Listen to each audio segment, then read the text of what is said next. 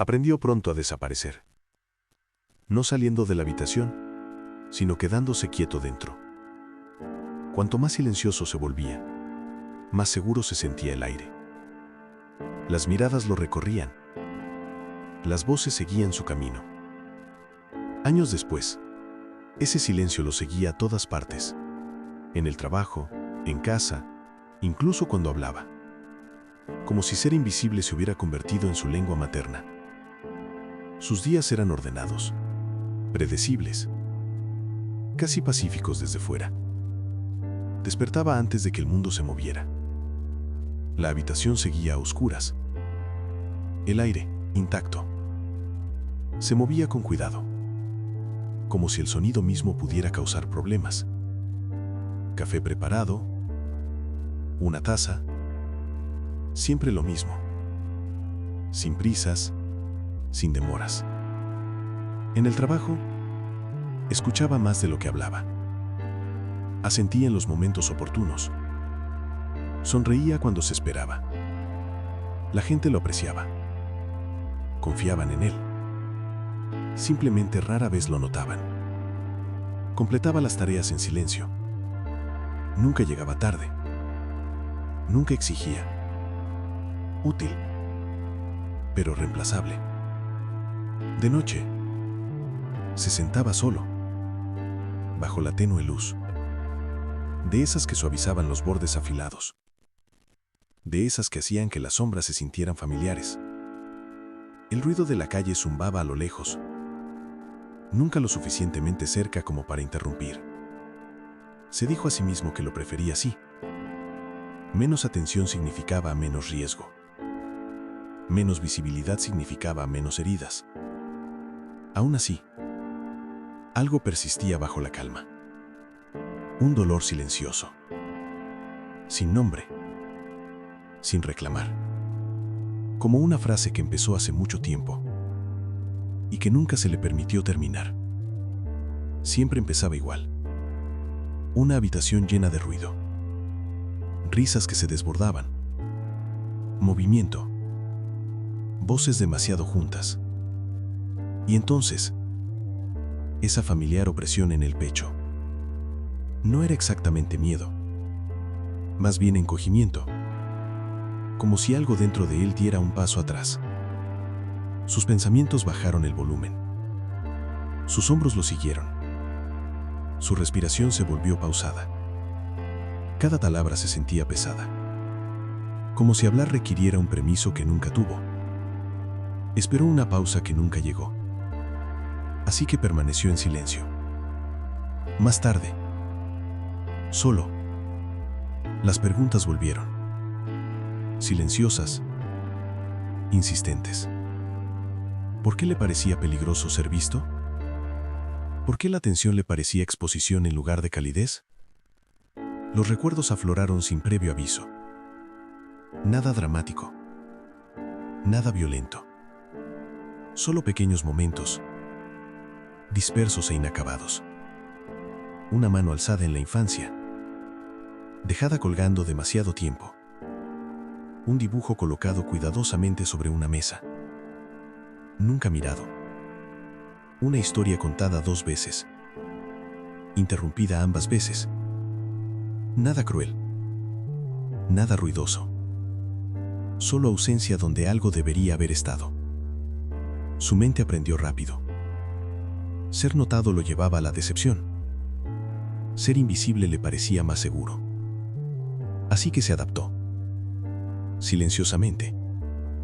Eficientemente. Se volvió agradable.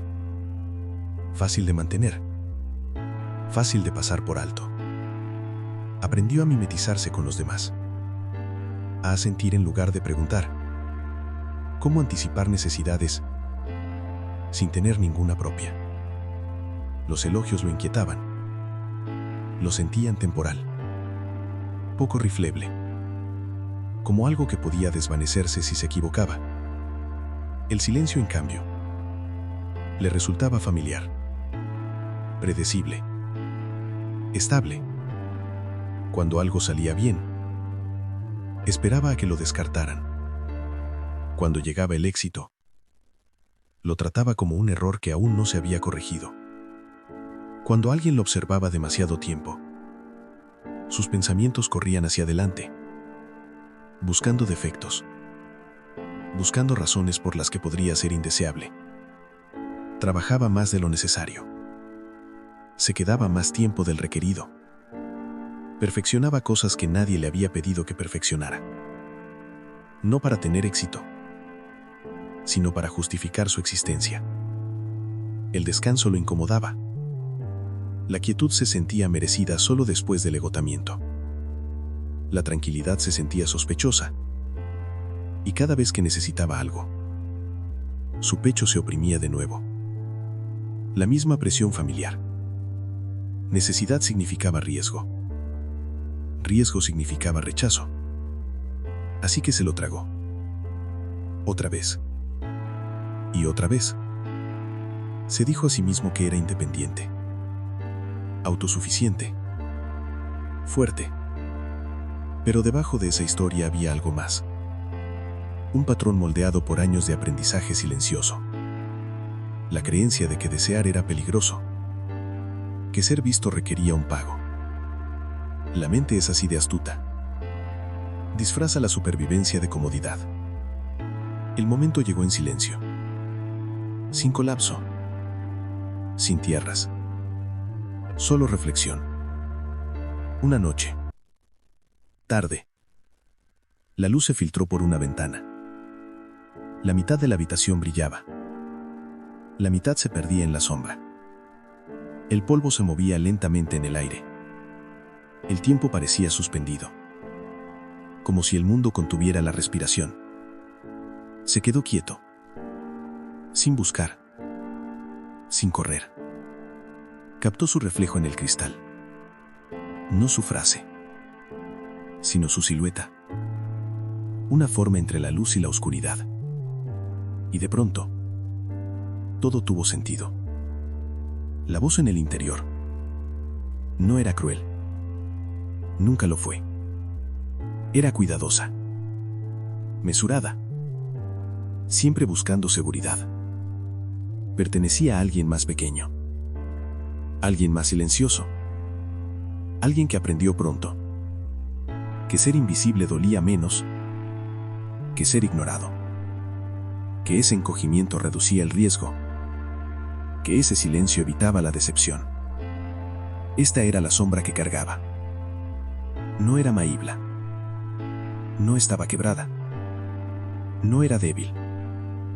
Simplemente inacabada. Una parte de él, congelada en tiempo, aún de pie en rimes donde nadie miraba atrás. La parte que aprendió a desaparecer antes de que el mundo pudiera decidir que no importaba. Vio cómo lo moldeaba todo.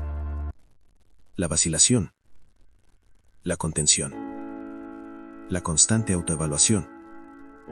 No era el miedo a la gente lo que lo mantenía distante. Era el miedo a la OPES. La OPES una vez se extendió y se encontró con el silencio. Esperó. Y esperó. Y aprendió a no volver a preguntar.